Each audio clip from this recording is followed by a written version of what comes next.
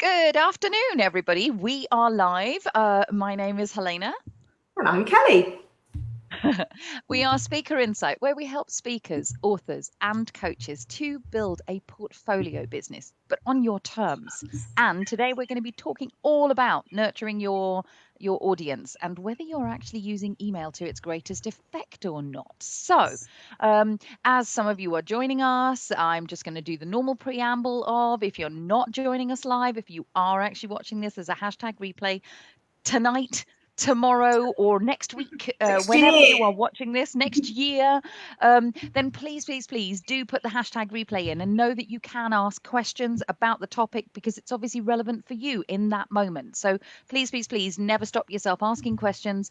We will, and just give us a little tag and we will answer your questions. So Andrea's here saying, I'm here, you may begin. Which is really rather good. So, what is the buzz in your business? That is what we want to do as people are arriving. Do say hello. Please say hello.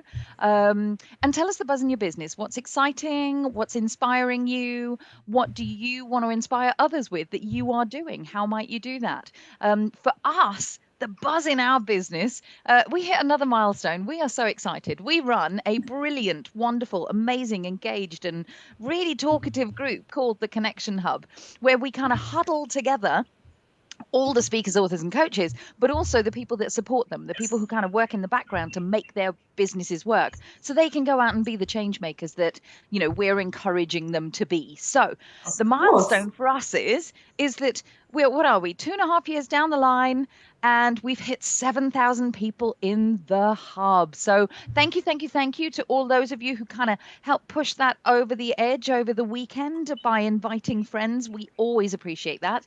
We Hi, do. Sharona. Very nice. South Africa is being represented. I love it. I love it. I love it. Which is really cool. So really, we are inviting you to share your buzz in the feed for sure. And I guess, shall we begin? Have you Let's shared out begin. everything? I have Yeah, just put, if you're not in the hub, the links in the comments. I've just shared it into the hub so those guys can watch us live. brilliant. And I know that we've had lots of comments from people saying, "Oh, you're reading my mind. This is exactly what I needed to work on this week." So we are here to serve, is what I should We say. are. We are. All right. So let's get you going. Because here's the thing, right? So you can, by all means, kind of fess up to this one. You probably spend so much time on your social media, and it might just be that you're one of those people that's kind of forgetting the power of email. Mm. And the two things absolutely serve a function in your speaker, author, coach business, but they serve a different function, and it is essential. We will say this over and over. It is essential that you have both social media presence for sure, but also the emails. Because here's what actually happens: somewhere along the line you're promoting a product, or you're going to launch something, and you suddenly remember that you've got an email list, and you end up sending some kind of knee-jerk reaction email to them going, by the way, this thing is happening, but they haven't heard from you in weeks or months even Months or sometimes. sometimes years.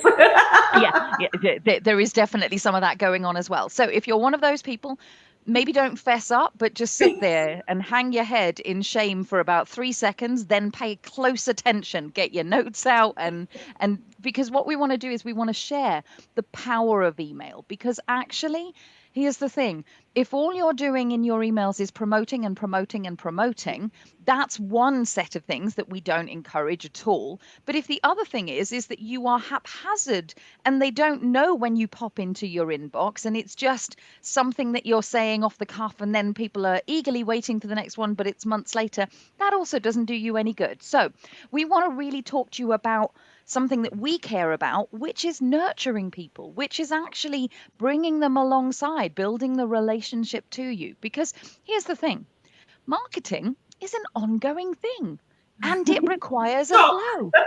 And yeah, shock horror. Like, oh my God, you mean it's not a one-off kind of like I do it quarterly and that's enough? But no, it really is. It needs a flow, and email is absolutely essential as part of that flow. So today we are literally going to focus on creating email nurture campaigns, and a couple of different ones. So we've got some different suggestions for you for different times.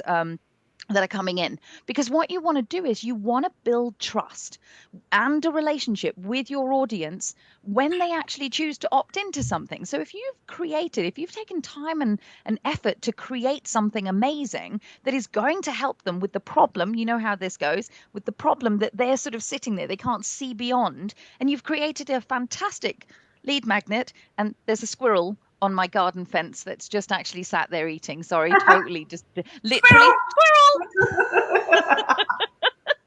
I really, really, really wish I could actually turn the camera and show you, but he'll probably run away in this time. But what I was saying was that you need to build a relationship with your audience when they opt into that database, because if you've solved their problem, then it's not enough to just solve their problem. You need to actually nurture them into understanding why you might be able to help them with the next thing. Because if you've done your job right in the lead magnet, you've solved a problem, but you've probably raised awareness of why they've got the problem in the first place, and you can help them with that too. So let's talk a little bit about this. And the thing we want you to know is this is almost like a three-parter. We're doing the starter for 10, and then we've got another couple of Facebook Lives coming up over the next month or so, where we're talking about the deliverability of your emails, but also the psychology behind using them. But we're going to start you off with just nurture for a starting point. Yeah, so because there's, email in itself is that forgotten land that most people, as you said, go, oh, I remember I need to use that, and it's the last resort for a lot of people. Because we're embedded into using social media as our daily habits, it becomes our go-to place in that respect. But, we really need to highlight that in the world of Facebook and the competitiveness that it is. Yeah.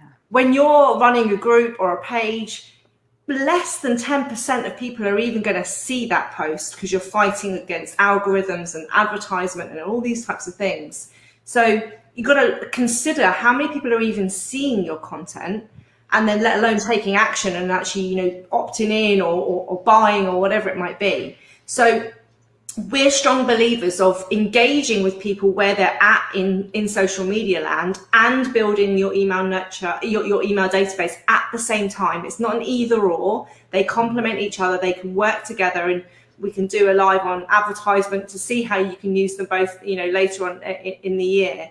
But it's really important that we don't forget email, and we don't just use it as this sales platform, as a knee-jerk, oh, I need to send that email, I'll just send them to promote that event, I'll just send them an email. Yeah. So what we're saying here is tap into people's habits and then bring them from social media land over to your database. This is why it's really important for you to have a CRM system, customer relationship management system. That's a different live that we have done training on, and I'll put a link into that in a moment if that's something you need to explore, because this is more than housing your database on an email, on a spreadsheet, right? Because this is about data, it's about also GDPR, it's about intelligence, it's about insights, and you don't get that information from a spreadsheet.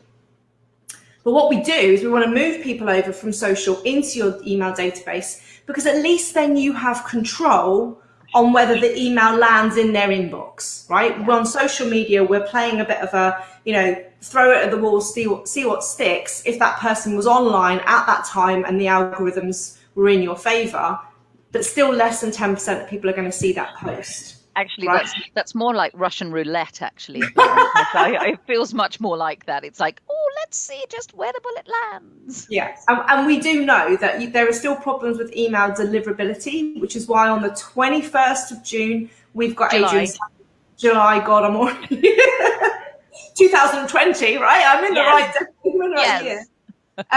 On the 21st of July, we've got Adrian talking about how to increase the deliverability of your emails. But once you have got that nailed, at least it's been delivered.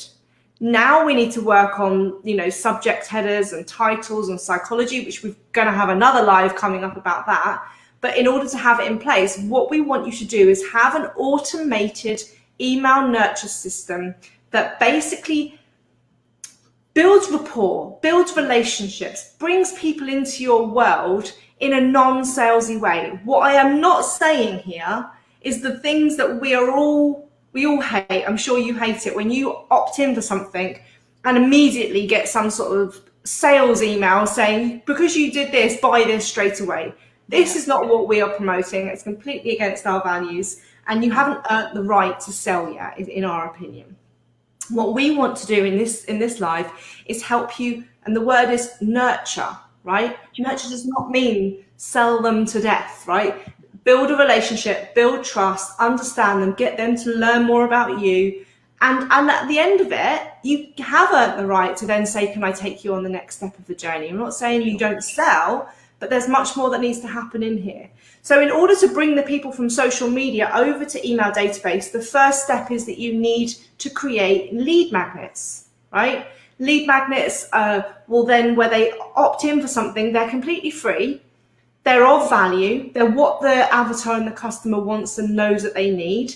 And they're willing to give probably their first name and their email address in exchange for that piece of data, right? So those types of things, which you might be thinking you might already have, and please tell us if you've got other things out there. I know that Julie's just yeah. So yeah. I'm just saying not necessarily. I'll cover that one off in a moment. Yeah, you can cover that one off in a moment. So these predominantly are normally free, right? So you might have webinars, PDF guides, checklists, meditation tracks, short courses, Facebook challenges, comparison guides, discovery calls, competitions, surveys, right? It's on and on and on and on. All these things that you need to work out your marketing strategy to actually go, how am I going to entice and add value and connect with my avatar where they currently are at, and then bring them over to my world.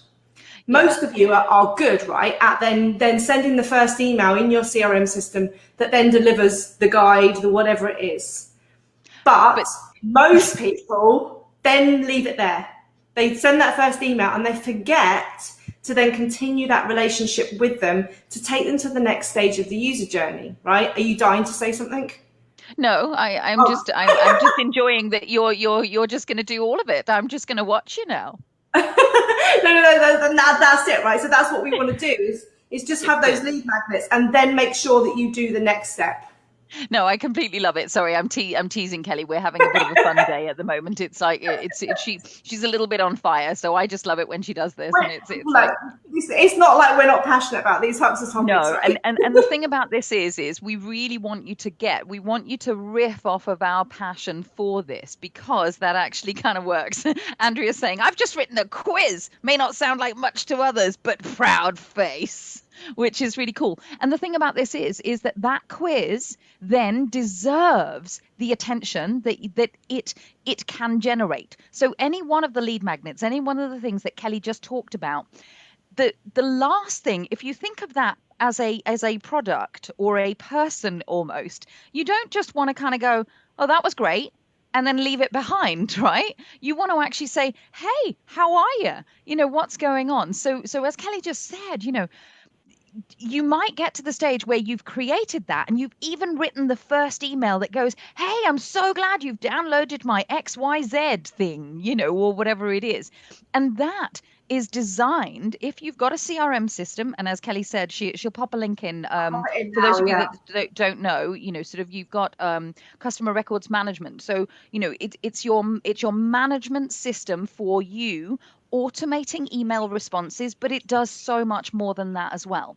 So if you've managed it, you've made your lead magnet and you've written your first email that says, hey, here's your beautiful shiny thing that's going to help you with this problem. And they go, great. And most people leave it at that, and that's missing out the opportunity to actually continue a little bit further. If you think of this as virtual cups of coffee, or if this was networking in the real world, then you wouldn't just go, that's great, and stand there looking at the person. You would continue the conversation in some way, right? So the thing is that creating the email nurture campaign that sits alongside of that starts at email number 2 and leads them through a series of emails. We're going to talk to you a little bit about what might be in those, actually continues to build the relationship with those people. So we don't want you to do the tumbleweed thing. We don't want you to spend all of that effort making a quiz, for example, or making a lead magnet in some way, because it does take effort and it does answer a problem, and we want it to have the best chance of really landing. So it's in emails 2 through to 8 that actually the real work begins, and most people don't do that. So what's really here is that it's an essential step. Creating those 2 to 8 emails is to create sort of like that set of things, but in order to actually make sure that it can land, because of the way that the law is set up, you must in your opt-in page, on your opt-in page, and if I'm talking complete slang to you, that's just the page where somebody says, yes please, I would like that shiny thing that you've created for me. On your lead page, opt-in page, landing page, where the person ticks to receive future information from you, you need to make sure that there's a box on there that says that. For GDPR reasons, for those of you in the States, if you are global, you still need a little GDPR thing, because if you're coming through to the, to the UK or Europe, you still need one of those. Because what that does is, when they tick that box, you get permission to send additional emails on top of that very first one that says, here's the shiny thing. So what happens inside, and I'm not going to go through the gubbins, but what happens on the inside of your CRM system is that it starts, because you've set it up this way, to send an automated email nurture campaign, which is a series of emails that is sent to them at intervals that you set up. 8, oh my days, you've got a perfect guide for those 8. You can do this. I'll come back to you in a second, Julie. I've seen your two questions, but if you think about it, it's really important that you have a CRM system that can do that work for you, because you don't want to be sitting there doing this manually. The whole purpose of the nurture sequence is that it's automated, and it's building that relationship on your behalf, possibly even whilst you're sleeping. So have you been reading what Julie's been saying? I'm just going to do Julie. So Julie's basically saying she's launched her new website and new lead magnet and a short nurture sequence that needs some more thoughts to it and deciding on the next step. And she wants us to run a work through day so that we can actually help her with that process. So we don't actually, obviously, if we were running our Connect and Create days, that would be something that we would do on that. But obviously, while we're in lockdown, they're not happening. But yeah. Julie, what you do get in Changemaker Central is you get hand step-by-step guides, which is what Andrea is currently going through, to write the email nurture campaign, and then you get the chance to put it up for review for us, and we will tweak your copy and help you and support you through that. So I'll put the link into Changemaker Central for anyone that wants to. You get a free month with us, so you can go in and get that free month and get that done and come out again if you really wanted to. Obviously, we'd love you to stay, but that's what you can do. That can be the workaround for you. And even though, we're very much strong believers of giving you guides, we don't do like the swipe files and things, because we believe in a non-cookie cutter approach to your businesses. And even though we're giving, like, for example, in the guide that Andrea's currently going through is about, 8 potential email nurture campaigns, you don't have to do all 8, right? No. What we're going to teach you now is basically the types of topics and themes to include in that, and understanding why is that important to tell them about that. Because what we want to do is actually warm your cold prospects up to have raised awareness of why they've got the problems, the potential solutions, the why you, added bonuses, to then get them to be really hot leads to the next step, which is normally a lower tier product. If you're building a portfolio business like we're telling you, when you've got lower tier digital products and higher tier, bespoke services, then this is a really nice place to actually, at the end of an email nurture sequence, give them something that takes them they've gone from A to B from your lead magnet. So you've solved this problem. The nurture sequence might have even taken them from B to D. Now it's time from go to D to N. I should know my alphabet. But where I'm in the middle of the thing, so that they have to pay for this service, because this is actually where they start to make significant change, and that will just keep on, the momentum will keep on building. For sure. So, and as Kat says, yes, it's a legal requirement to do the GDPR, but it also is good practice. And this whole thing here is good practice. What we see so many people are busy being busy, and yes, they bring lead magnets in, but they don't realize that if they did the nurture, how much more you'd be able to sell from the people that you come through. So selling more to the same person increases the lifetime value of the client, but it's also about serving, right? People have so much information out there that if they come in from a lead magnet, God, they'd be grateful if you took them all the way through to the end of the journey and worked to where their end result was with them, rather than you doing this bit, they go to another provider over here, another provider over here. So it's your job, it's your duty to lay that out and give them that handheld approach along to where their destination is. And I'm just seeing, so I've just shared out kind of Changemaker, but Andrea's just actually said to be fair, you know, sort of like spending the 1-day event is well, you can read it for yourselves. What I was going to say was for Julie, she's saying, you know, it's that whole thing of, you know, plumbers with leaky taps, right? I can do this for other people, but not seeing the total big picture for your own stuff is exactly why we do these trainings. You know, we try and do our best to actively just help you understand what you might need to do for someone. So Julie, we can definitely, let's you and I have a chat afterwards. Chat. So let's give you some ideas of some of these topics, right? So Helena's taken you through the process of a lead magnet, GDPR. If they tick the box that they want to continue having connections and more information from you, your CRM permission to relate. And believe me, on our GDPR, we don't have the standard thing saying, if you'd like to receive more, because who the bloody hell wants more information? We say, do you want us to connect you with speaker agents and publishers? Do you want us to give you more free resources? Do you want, because people make want that hell stuff. Yes. Like think about, yeah, exactly. Like, what would be the thing if you had words next to the box that they would most love? What are they longing for? That is a good write it downer. What are they longing for? And make it a hell yes. Like, why would I not tick that box, right? So change the language so that you still get permission.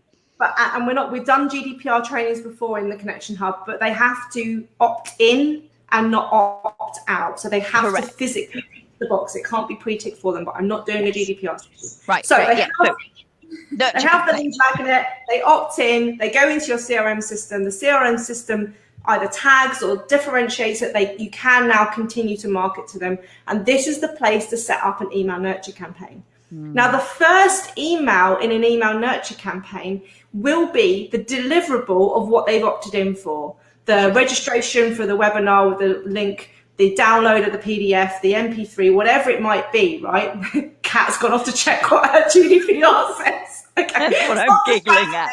Sorry. Then what happens afterwards, potentially around, potentially another 8 emails that happen after this, can be the same no matter what lead magnet they come in from. We have about 17, 18 lead magnets that are currently out there for Speaker Insight. For sure. The email 1 is the same. Email 2 to 8 is different. Email 2 to 8 is different. And obviously our CRM system tags if they've already been through our nurture campaign and they won't go through it again. Yeah. So this is why CRM systems are really important to manage this. The types of topics to cover in emails past email 1 are these, right? Because this helps you out. This helps you warm your avatar up. It also helps your conversion ratios. It also helps your awareness and credibility, all these things. First thing, bust some myths, right? Because you've probably been in your industry for quite a while. You know the types of things that people come and say to you. So it might be something like, if we're talking about email lists, it might be the fact if you're an email expert, which we are speaking to some people straight after this that are, but they might get this whole thing of, I often get the question, I thought that I had to have a list of 5,000 people in order before I could start making money from it, right? If that's a myth in your industry that they go, let's call that straight out. Like, let's talk about that in an email, not war and peace, but let's actually say, that's not true, right? You might be thinking that, but that's not the case.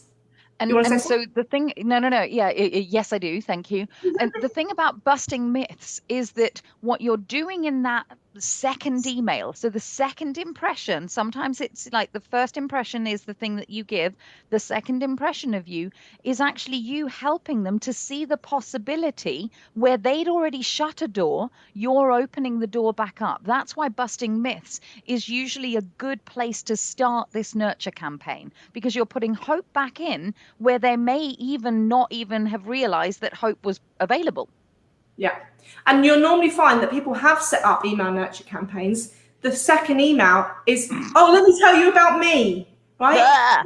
person's just like, I don't care about you. I don't even know who you are. I just opted in for this lead magnet. So we've got to start making sure that we're actually empathizing with them, sympathizing with them, meeting them where they're at, really being in their head. I know that, you know, a couple of you, when we put this live up, went, is this just for me? Are you reading my mind? Because again, we know what you want. So when you're getting that, you put that into the email and they go, oh, these chicks really understand me. Okay, I've never called myself a chick before, but I just have.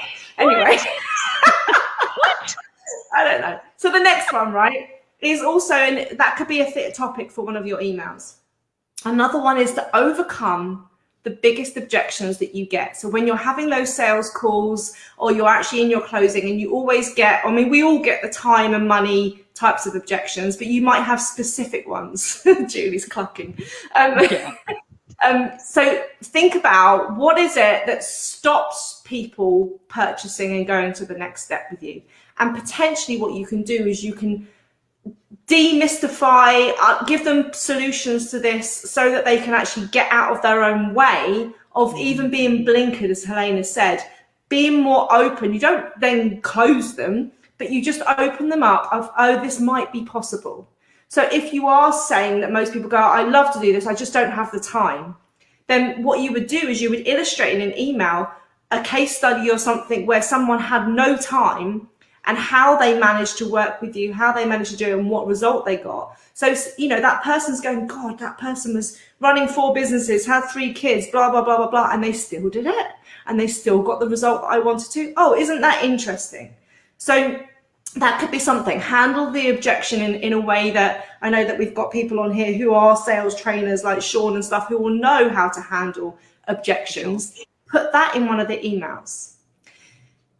Demonstrate as well as another theme, your credentials and your USP, right? So this isn't about, oh, this isn't like your bio and blowing your own trumpet and look at me, aren't I great? No. I love it when people go, if you are looking for, I don't know, somebody, say you're a Facebook ads person, we've just had this conversation, which is why it's in my head. If you're a Facebook ads trainer and somebody knows that they want to do it, but they don't know what to look for in a trainer or a coach or a consultant or a provider, you would then write this email saying, if you're looking for someone to do your Facebook ads for, I'm going to give you some advice on what you should be looking for, the questions you should be asking in the interview, the blah, blah, blah. And obviously then list it. That's massively value for them. For sure. But obviously you are meeting all the things that you're saying. They need to have this, they need to have this, they should have this. And so you're basically pre-qualifying the person that they're looking for and going, oh, and PS, by the way, I am all of these things. Here's a link to have a discovery call with me. So it's adding value to those people and showing them why you and your credentials, but actually in a way that isn't just blowing your own trumpet. For sure. This is one that really works, right? So when you start telling, this is why we have a course on how to power up your purpose, because when you're deeply in touch with your why as a change maker or thought agent or someone of influence, this is the bit that is the human connection. This is the bit that actually resonates with your audience, because when they feel that you really care, when they know that you've got a massive vision, or that actually, you know, there's been lots of posts in the Connection Hub in the last week of people's backstories and why they do what they do. And, you know, people are like so like overwhelmed and impressed. That's what most people don't talk about with their new prospects. They talk about what they can deliver, the features, the benefits, the blah, blah, blah. They miss out the why. Yeah. So do this, right? Create, I would highly recommend you create more of a video, because it comes across so much better. Either have a vulnerability post where it's actually saying, look, this is where I've come from, this is what I've done, this is why I do what I do. Or have more, this is an inspirational thing, this is my big vision, this is my mission, and I want to bring you on board, and this is what I want it to look like. And just have that as a, would you like to, you know, just inspire or motivate or connect. They don't have to have that, oh, I now buy now at the end of it. Yeah, it's people getting to know you, isn't it?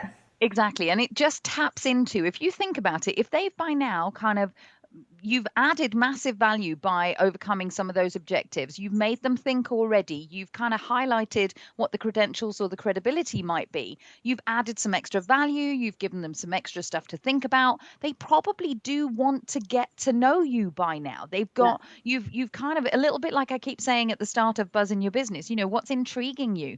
They're probably intrigued to experience you and this person who seems to be in their heads. So it's a really appropriate thing for you to say, this is me and this is what I'm all about and this is why I do what I do, because like I really don't want you to be stuck. I really want you to be able to move on. But to hear that live, I mean, you know, if you think about it, you're all watching Kelly and I live in order to get solutions to issues that you might well have, and or some of you are just stark raving fans, and that's amazing as well, right? But the point is if you allow them to get to know you, you are building that connection. And one of the best ways to do that we know is definitely to share your why.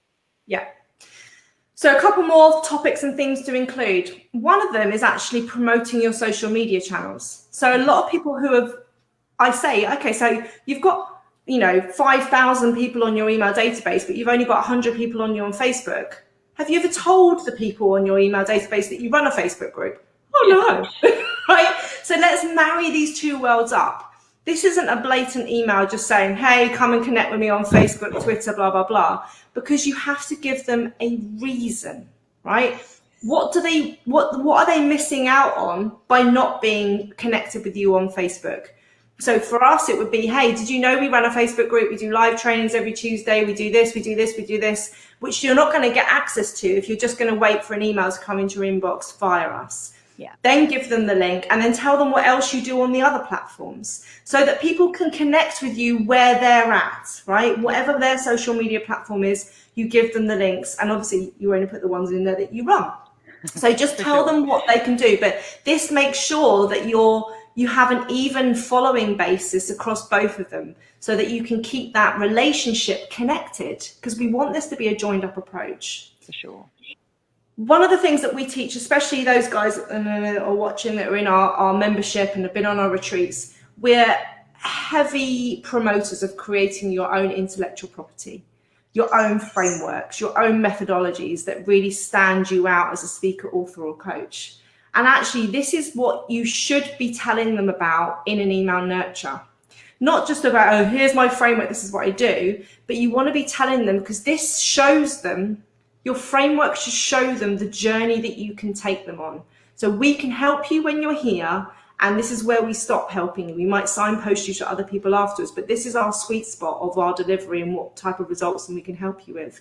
When you illustrate that out to people, this will stop you getting the questions of, I didn't know you ran a retreat. I didn't know you could help me with that. I thought you just helped me with this. Because most people don't market the whole journey. Most people don't show them the extent of how you can help them and the touch points. So we have a flyer that goes out that basically has, you know, where are you and how can we help you at the various stages that you're at?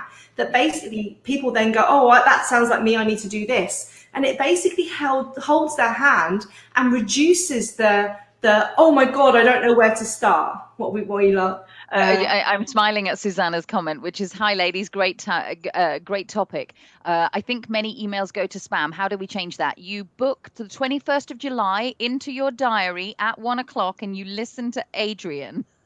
Adrian Savage is our deliverability guy who's going to teach you all the methodologies to make sure that they don't do that. And that it is going a little bit back to Joe's comment earlier when we were saying about busting myths, and she was talking about email size. She says, no, large lists cost money, and if they're not engaged, they're a cost rather than an investment. So if that was your thing, that would be your first email about, you don't need a large list to actually earn money. Actually, it's better if you have a smaller one. Exactly. Okay, so the last thing, so you tell them about your framework, obviously if it's beautifully illustrated, and you know, we're talking about something like Stephen Covey's 7 Habits of Highly Effective People, where you'd put that diagram and you talk about it and you show them how you'd help them.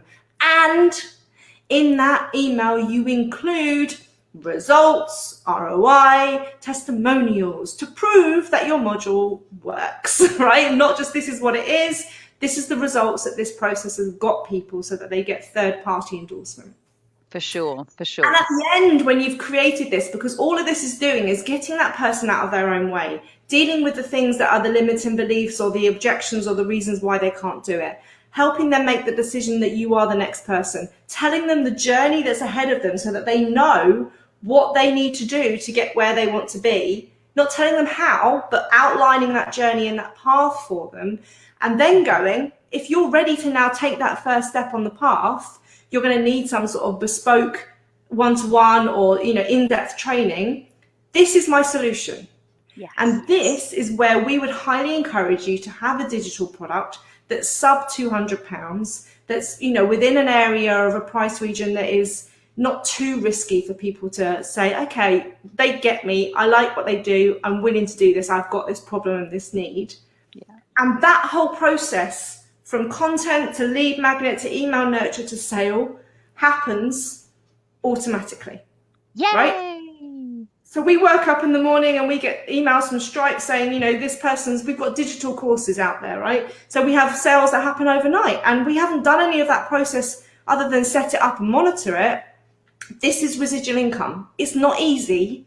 It takes time to set it up. It takes time to monitor it and tweak it, but it's so much quicker and easier than working one-to-one and having a capacity of people that you can work with. So, what we love people to do is to try and get them to at least 40% of their income coming through from a digital reoccurring revenue stream. That then gives them predictability of their cash flow. It gives them that ability to go on holiday and still earn money. It gives them the ability to choose who they want to work with those one-to-one clients with. So, for sure. But what you need to do is warm those people up in the email nurture and make sure that you're adding value. So one of the ones that I missed out actually was add value. So one of the emails you talked about it, but then you got distracted by something. I was going to come back to that. So it's fine. It's all good. Yeah. I set you off earlier. So adding value was actually giving people more than they expected. We're massive believers in over delivering. So if they signed up for this lead magnet, if you whacked in at like email 4 or 5 along the way, something which they didn't sign up for, but was added bonus, it might be another lead magnet that you've done somewhere else. It might be a recorded webinar. It might be, some different MP3 track that they get, whatever it might be. That shows that you really care and that actually they're going to get more results because you're going to keep on giving.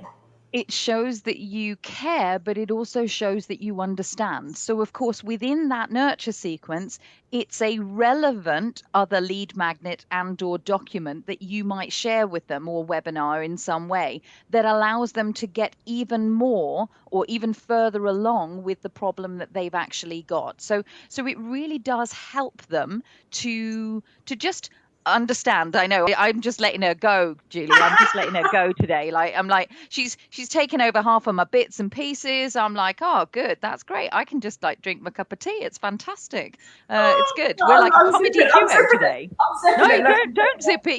You're amazing. So Susanna, you now know that it's on the 21st, and Joanne's saying that Adrian's really good. She follows him, and that A doesn't surprise me, and B, you're absolutely right, and that's of course we only have we're in the hub, right? That was exactly what I was going to say. It's like, oh my God, why wouldn't you? So the thing about this is, for those of you who are now having a panic about that last thing that Kelly was just saying around, at the end of a sequence, have your call to action to buy a low tier thing. Now, some of you might go, I don't have a low tier thing. Oh my God, right? But the beauty of a CRM system is that you can change any one of these emails at any point, because your CRM system will tell you which one is being opened and which one isn't, which one is landing, which one isn't, where the clicks are, etc. And the beauty is that as you discover, so Kelly was just saying about Power Up Your Purpose course.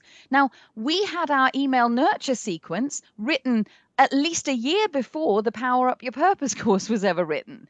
And that Power Up Your Purpose course is now the invitation that we make at the end of one of our nurture sequences. So you understand that you can actually, as you build things in, as you are listening to your audience, you start to understand what they need more and more. And you can put the things in that you may not have had when you very first started building leads.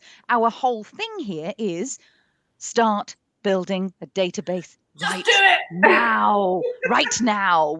So don't wait until you've got all the products in place. Start building it right now, and then just exchange one of those emails for something that might work even better. But the end user doesn't know what they're supposed to be going through. They don't That's know that there's right. sequence, and they don't know that there's supposed to be a sale at the end. Because what we Exactly. did is we were building things, and before we even had, I mean, I think we did a whole.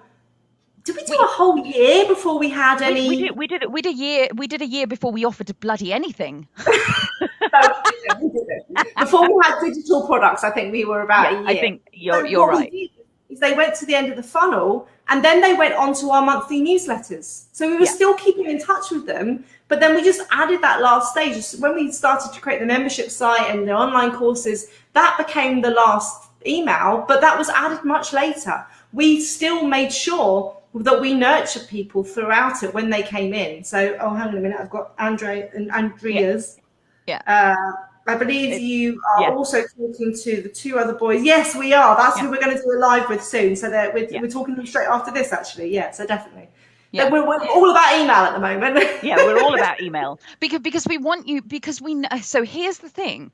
I think one of the myths, if we were going to bust this myth, email really does work, peeps. It's just you've probably lost the art of it in amidst the I must be present on social. So I think you stop putting your attention on something. So we're just kind of driving attention back into this. So the thing about this is that, as Kelly said, there is nothing nicer than waking up to an email that says overnight you had a little ka-ching. Overnight you actually, one of your funnels, one of your automatic kind of email sequences just brought you cash in residually. Now you'll notice that I didn't say passively, because actually, there is work involved, and there is even, there's the upfront work. You've created a lead magnet, you've created a landing page, you've created the nurture sequence. There is maintaining energy that you actually do as well, by checking out the stats, by swapping things out if you actually want them to. But residually, yes, that cash keeps coming in, and so it's up to you to kind of keep tweaking it. There is nothing nicer than that feeling. Now, I I have just go put on. in the comments, Oh, good. guys. There is a link here to, if you want Yeah. to learn more about this automated process. We've done a Facebook Live around sales and marketing funnels, explained about what do I use for opt-in things, what do I use for payment systems. So that's in that live if you want to check it out. What are you Yeah. laughing about? So I'm laughing at Andrea partly because of the sales and marketing funnels explained kind of partly answers her question, but she Oh, says, yeah. where do I learn to use automation? Is it fairly instinctive, or do I need to get pro advice? What's brilliant about most helpful apps and systems these days is that actually most So I say this as a person who helps a lot of people do the tech thing. And the reason why they think I'm so smart and clever is actually because I use the help button and the chat feature much more quickly than most other people. Most people go, I must work this out for myself. No, don't work it out for yourself, because most help actually actively has help on the page on which you actually might have gotten stuck. And it has 2 or 3 suggestions for you for what you could actually do, or you get a tech VA.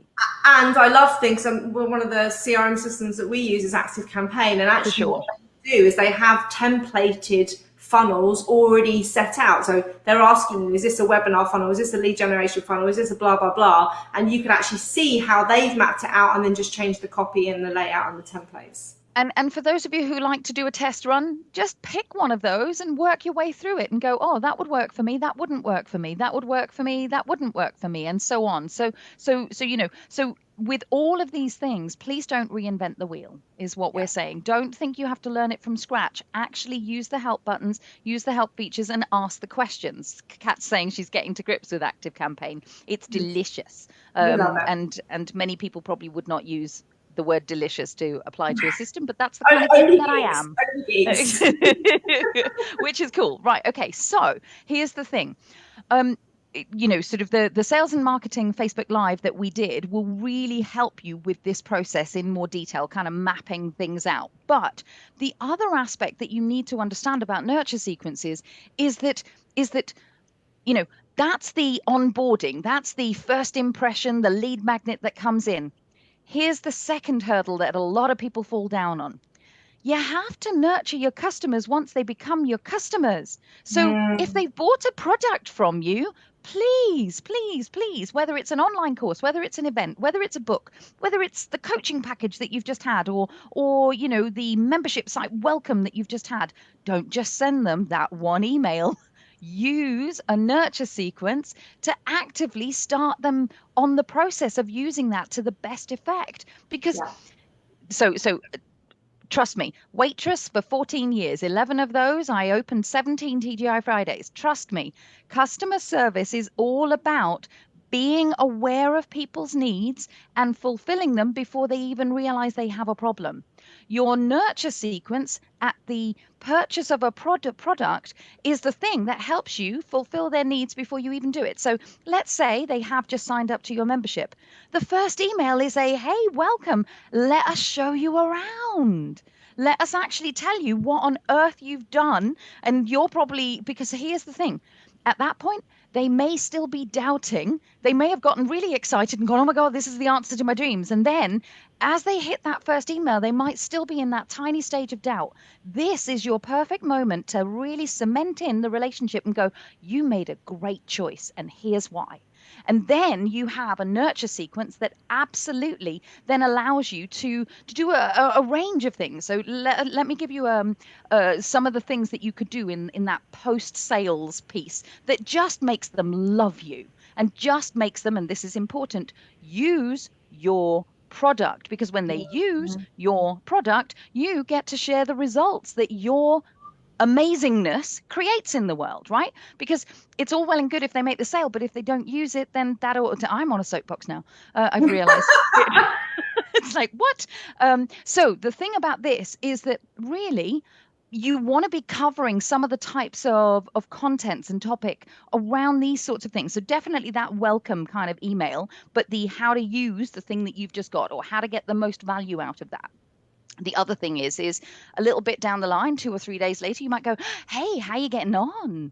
What's the progress update? How are you, is there anything you need around that? Sharing the results of some of the other customers that have gone through the process might inspire them and keep them motivated to go through. Let's say it's an 8-week program. That might actually really help them to go, I want some of that too. That case study's really inspired me. I will keep going even though I'm finding this hard, because the chances are that your course is probably challenging them a little bit in some way. And it should be, because of course you're solving a problem in that way. And then we love a little bit of this. Add some value, give them a little surprise, throw a little bonus resource in there. Like, if they're really shy about doing Facebook Lives and your course or program or membership calls for them to do that, throw a bonus thing in there about 6 ways that you can get more confident, or here's how to do it.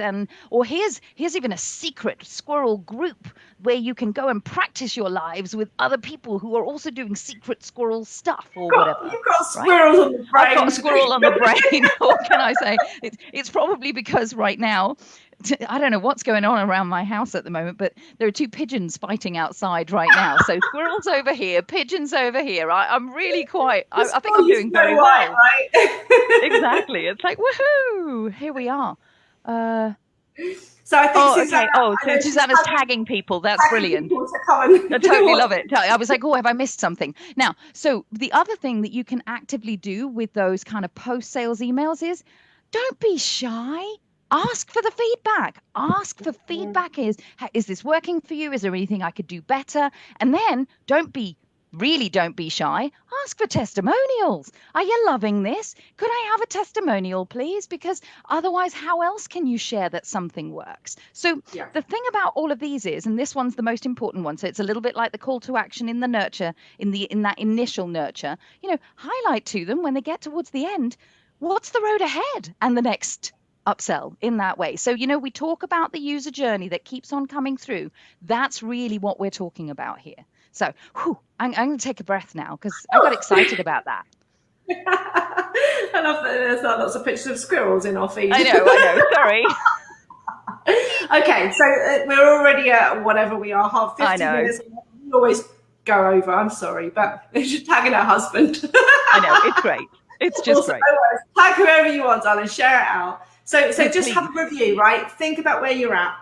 where do you need to put the focus and the attention? Is it on the lead generation and nurturing those people and creating this automated system so that you're actually increasing your conversion, increasing the fact that how much people know what you offer, your user journey, your credibility, your positioning, and just making people feel like, oh, okay, I get it, I understand these people. And also, they might realize they're in the wrong place. Yes. And it's great for people to then go, oh no, I'm way far advanced with this, I need something else, and they unsubscribe. But you should have done your job. Or they ask you if you do that. But you should have done your job properly with the lead magnet to make sure you're getting people where they're at. Yeah. If so, look back to the points that we said of the topics and the things you should be considering in your email nurture. And then it's really important that we say this, that it's also about monitoring, right? And we'll get into some more lives that we do later. But look at the average open rate and the click-through rate of these email nurtures and see if any of them are underperforming. And you might just need to change the subject title in order to get that more read email, for example. But it is not just about set it up and then, oh, it's done. We need to actually get people through it and start monitoring stats and results, which is exactly what we help you with in Changemaker Central. Yeah. The second thing is, if you've got that side of things pretty sorted, then think about, can you be building more funnels? Have you got more lead magnets that you could put out there that you could build nurture sequences around?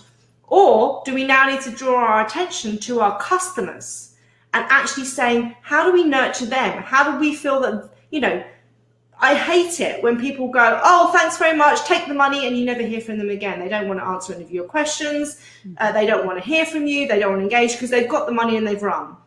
This is what we're trying to change in the industry of, the speakers, authors, and coaches, that actually be that authentic person that cares, that really wants to take them on that journey. And therefore, you need to demonstrate that in the customer support that you're offering them later. And a lot of the foundational elements of that customer support can be automated in emails so that you're not getting too busy thinking, oh, I can't do this, for example. Oh, you're just highlighting a comment. Oh, was I? Oh. Yeah. I didn't mean to. That was my touch screen. I was trying to scroll on the screen. I was answering Andrea Blue's question. Sorry, babe. Keep going. So think about, is it the onboarding side of nurture sequence, or is it the post-sale nurture sequence that you either need to build, review, or tweak, right? And then, keep us connected in the hub, ask us any questions. I know in Changemaker Central, I did answer Andrea. So we do have a email nurture campaign guide and stuff in our expert assets side of Changemaker Central, our membership, so that we do help you through that. And one of the things that people are always actively doing is putting their copy up for us to review for them to make sure that it's the right mark. So please, whatever you do, just take action on any of those things in the process, right? Let's get focused on making email work for us. And as we said, we have got some lives coming up to help you with deliverability, to help you with psychology, to help you with all the elements of email. This is just talking about nurture campaigns. Yeah. So many blessings. Have a great, wonderful rest of your day. Make it productive, efficient, effective, or just fun, whichever you would prefer. So we will catch you again next Tuesday at 1 p.m. BST. And just many blessings to all of you.